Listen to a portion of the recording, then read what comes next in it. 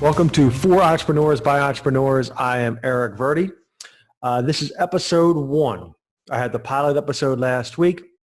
Next week and following weeks, we will have guests on For Entrepreneurs by Entrepreneurs. But honestly, I wanted to run through episode 1, kind of the outline, the concepts that I have for the podcast here, the questions, and do it myself to see if the format worked, to see if the questions flowed, to see if I had to have any tweaks when I actually have guests on the podcast. So I'm not going to say, hey, Eric, what do you think about this? What do you think about that? That will be kind of a goofy podcast, but I am going to run through myself, my background, the program that I have, what I think my quote unquote superpower is, because unlike Frederick Advice Givers, my prior podcast, where we did a wide-ranging interview with guests, figuring out their backstory, where they're from, family, friends. We went a mile wide. We went a little bit deep on their business. On For Entrepreneurs by Entrepreneurs, we're going a mile deep. We're drilling down. We're drilling down, trying to figure out what's that one superpower that you have, that the entrepreneur has, that they want to share with you, the audience, and how potentially they can help you, potentially another entrepreneur, business owner, with your business to grow your following, to increase your impact and your influence within your community. So the first kind of question that we're going to ask entrepreneurs is give us your backstory, but unlike the other one, this is going to be 25% personal and 75% business. What business are you in? Then we're going to go in superpower. We're going to dig deep. So for me, my digging deep is going to be on the 3 C's, consistent, compelling content, and the 21 days to publish program that I have started that I teach others. So let me give you my backstory. So I am, at the time of this podcast, my birthday is next week. I am 44 years old. I have been an entrepreneur, business owner in real estate for 18 years now. When I first got out of school, I went to college at Salisbury State University for 4.5 years. That last year ended up being another half a year because I had a lot of fun, probably too much fun. And got a degree in business. I got out of school. I did accounting for NVR Building Products, which was a division of Ryan and NV Homes. I did accounting for them. I sat behind a desk all day. I tried to figure out how to make the most money for Ryan Homes and NVR. Did that for a few years. It was nice, steady income, steady paycheck. At that time, I had bought a house in downtown Frederick, renovated it, lived there, and then about a year later, bought a second house. Investment property in Ocean City. Now, this isn't when the market was doing good. So funny story. Bought it for $98,000. Before I could even make the first mortgage payment, the market was going up so crazy that somebody offered me $138,000. So like a 40, I don't know, whatever that return is. Somebody offered me $40,000 more than I bought it for less than 2 months prior. So I quickly learned what a 1031 tax exchange was. I went to my accountant, and he actually had never seen somebody do a property that quick. Because it was my first property, I was allowed to roll it over. So that kind of got my wheels thinking, hey, man, I kind of like this real estate thing. But I'm kind of introverted. I'm an accountant. I'm a numbers guy. So I did NVR for a few years. Then I worked for a developer out of New York, Andrew Heine, who owned the Fredericktown Mall. I did accounting work for the Fredericktown Mall, also trying to figure out how to best make him money. It was a good job. We had a great employee atmosphere. We had a great team effort in there. We had a mall manager. We had a marketing manager. We had 2 front office people. We had our operations manager, Dick, who used to run Fort Detrick. He was retired from there and kind of ran the operations for the mall. So it was a nice family atmosphere. But still, the drive of going to work every day, of doing that 8 hours, wore on me. I didn't like sitting behind a desk all day. I am actually very introverted, although I like talking to people more or less one-on-one. I'm not a big group person. I've kind of come out of my shell in the last 15 years to be more extroverted. Had to do that a lot with Impact Club that we have here in Frederick, impactclubfrederick.com, where we donate over $30,000 a quarter to local charities. But during that time, I didn't like sitting behind a desk all day. I wanted to do something that kind of drove me to be challenged. And my former partner mentor, Marla Johnson, took me under her wing. I had known Marla literally my entire life. I went from kindergarten through college, and still her oldest daughter is one of my best friends, and my kids are now friends with her kids. So Marla taught me the ins and outs of real estate. And one thing that she taught me was if you take care of your clients, they will take care of you. Um, she never taught me door knocking, cold calling, lead generation, following up, begging, pestering, 7 no's before a yes. So I never did any of that. I just consistently did a good job with my clients. I did a really good job with my clients. And about 2 years into the business, I ran into Buy Referral Only and Joe Stump. To make a long story short, there they had this cookie cutter template newsletter that you send out every month to your clients. You go in, you plug in, change the name, plug in a couple of birthdays, and you mail it out. And that sustained my business to a certain level. I did between we're talking numbers here, I guess, because this is a deep podcast. I did between 90 and 130 every year for about 4 or 5 years. It plateaued. About that time, I met Ryan Fletcher, who had a copywriting background, business building, entrepreneurship. I tell everybody, if the cold calling, door knocking, lead generation, follow, yes, no, yes, is, in my mind, that's like a sales mentality. That's like elementary school sales 101. What Stump was doing was attracting clients to you. That was like high school level marketing, branding. What Fletcher taught was getting your message out there one to many, writing your own content, producing your own content. Really taught me the 3 C's, which I've kind of molded into my own: consistent, compelling content to your audience to get them to the accepted belief that you want and need them to come to do business with you and to refer business with you. So Fletcher looked at the newsletter and he said, kudos to you for actually doing this for the last 4 or 5 years. But what kind of connection is it when you say, change your pipes and, dewinterize your pipes in the winter and change your furnace filter? There's no connection there. You need to be authentic and true to yourself and write about you and your struggles and your journey through life and entrepreneurship. So that's exactly what I did. The first newsletter took me 40 hours to write. We had many back and forths. It took me about 6 months to internalize and figure out what I was going to write about. The actual writing part took me 40 hours to write. And we're only talking 3 pages, 1,500 words. But that first newsletter in September 2013, then that next year, business doubled to mid 6 figures. It was 118 to 178 to 287 to the mid 4s and 5s, which it's been consistently there the last 3.5 years.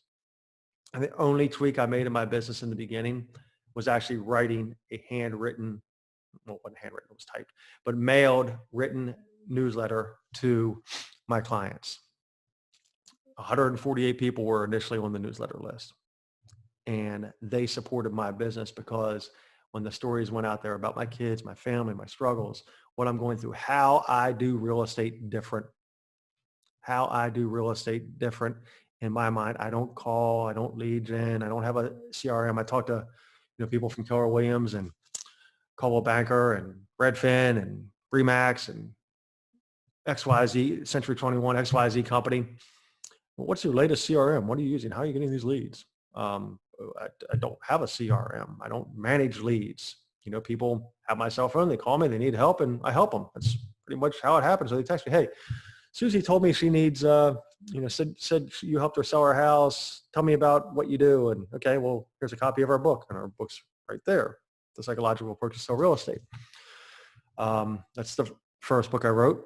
If you're watching this, Psychological Approach to Sell Real Estate was the first book.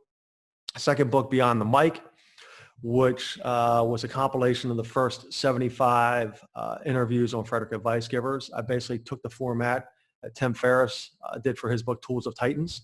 So I've published those 2 books. Just this week, I've got the proof copy back for my third book, The Secrets of the 3 C's, How Everyone Can Use Consistent Compelling Content to Increase Impact, Influence, and Profits by Using the 21 Days to Publish Principles. So over a 3-year period, my business doubled. all on the back of writing content every month. Every month, my clients got a handwritten newsletter.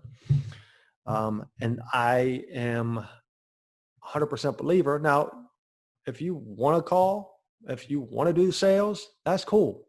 Lots of people can, I get calls all the time from people that are, hey, I want to help you with this mortgage, or I want to help you do this, or I want to help you do that. If that's you and you can get it, you're fine getting turned down 97 out of 100 times before those 3 yeses, go ahead. It's, you can make a decent income and living doing that. And it's actually faster than building the foundation. I call that like it's like building a sandcastle versus building a house made of brick. Like that sandcastle, those sales, when you're always chasing the next sale, you can build a beautiful sandcastle, but it's not going to last forever. You have to keep building that sandcastle, The waves come, knock it down, keep building the sandcastle. You build consistent, compelling content through the 21 days to publish principles, you have a house. Okay, you have people coming to you. So with that, my superpower is consistent, compelling content. My superpower is the written word through micro content, then pillar posts. So going through a list of questions here. How did you find your superpower? What breakthrough did you have? I just told you that. What impact or transformation has this had on your business? I gave you the backstory. I gave you where I came along, exactly how long you've been an entrepreneur. I've been in real estate 18 years. As I mentioned, when I got in 2002, I kind of had in my mind like, okay, long term, if I can do this for 10 years, if I can have 10 years of happy clients, I can be successful. I have to stay in front of those clients. Marla taught me I have to stay in front of those clients. I have to treat those clients right. And I've made it. I've made it 18 years. And I love what I do. I love being in real estate. The last 6 years, I did Frederick Advice Givers also, which was my way to give back to business owners in the community. I came up with the idea along with Ryan Fletcher's help. We developed the podcast because I wanted to help business owners share their story with their potential audience. Okay. It worked to a certain extent. What do we talk about? The 3 C's, consistent, compelling content. You have a guest on a podcast. What do? Well, you have number 1, content. It's compelling. The interviews were awesome. The interviews were very compelling, but it wasn't consistent for the guests. It wasn't consistent for the guests. So you only had 2 of the 3 C's. If you don't, I've found out, I've kind of modeled this over the last 2-3 years. If you don't have all 3 C's, you're at a loss. So the 3rd C, consistent content. So then I'm like, oh no, what do I do? What do I do? How do I help business owners and entrepreneurs? How do I help business owners and entrepreneurs? Okay, well, I'm not going to write for them. I've had a podcast. It gives them a little blip in business for this time. Let me teach them the principles. Let me break down. So I did the 30-day challenge from Russell Brunson, the One Funnel Away 30-day challenge. And I went through that challenge, and literally for every day for 30 days, I'd watch a video. We'd have a task. Okay. We'd have a task at the end of that 30 days. Yeah, you had to buy the software, and that was great upsell from him, and very smart marketing, very smart business. And he actually had a software that you had to have to finish the One Funnel Away challenge. I don't have the software, so maybe eventually we have a software to teach people how to write their newsletter. Actually, that's not a bad idea. Maybe I'll work on that next. But I wanted to teach business owners and entrepreneurs how to put out consistent, compelling content. Number 1, through a newsletter. Okay, because I think that's the foundation for everything. You can do a podcast. You can do daily videos. You can do whatever you want. But if people really enjoy getting a handwritten newsletter that they can hold and take on a trip or read in the bathroom or whatever. So I developed the 21 days to publish program. Literally, you start on day 1. Well, there's a 5-day mindset to get you in the right mind. You start on day 1. And by day 21, we have broken down the steps every day. 10 minutes here, 15 minutes here, 5 minutes here, 35 minutes this day. At the end of the 21 days, I've broken down what took me 6 months to get up and running, 40 hours to write. Within 21 days, just an hour each day, you will have a newsletter written. I take everybody through the steps. So the base program, 21daystopublish.com, 21daystopublish.com. It's 2-1. You don't spell it 21, 21 days to publish. And I will teach you the exact formula, the exact steps that took my business from 118,000 to 178 to 287 to mid six figures within those 21 days. On top of that, I've got 3 additional courses. Okay, so there's different components of the newsletter, different components of putting out content. One is sitcom secrets. So after you get your main first newsletter out, you're going to have to learn how to write continuous sitcom content every month. We have a 4-day sitcom secrets training. Okay, every month you can kind of roll your character forward, roll who you are forward, roll your life forward, your struggles, your accomplishments, your principles forward. We have case study secrets. So case study secrets are not testimonials.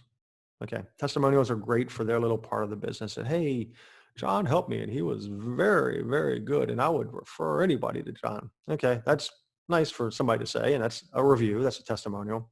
But we can say, okay, you've got this approach. Client had choice A, client had choice B, client had choice C. If they did A, they would get this result and it would take this amount of time. If they did B, they would get this result and take this amount of time. C, if they really wanted the extra profits, they could take this extra step and get this result. Well, this client, they chose client C. And because A, B, C, D, E, and F, G happened, and we put that in place after, they got this result. And it was superior by $38,000 than option A and by $24,000 over option B. So that's a case study. Okay, and they're it happens every day in any business, product or service business, where you get superior results because you put in superior efforts. Okay, then we have product story secrets. So the 3 additional trainings: case study secrets, product story secrets, and sitcom secrets. So product story secrets, when you can tie emotion into a product or service, you become that much more powerful. The product or service becomes that much more desired. The barriers to entry, the barriers to prices. You hear marketing, you hear Dan Kennedy. If you're not going to be the cheapest, don't be the second cheapest. If you're not going to be the cheapest, don't be the cheapest. Add additional products or services to your base product or service to enhance and increase the value or the perceived value to the client. So that's what Product Story Secrets teaches you to do, is how to increase the perceived value of your product or service to get superior profits for you and, more importantly, for your clients.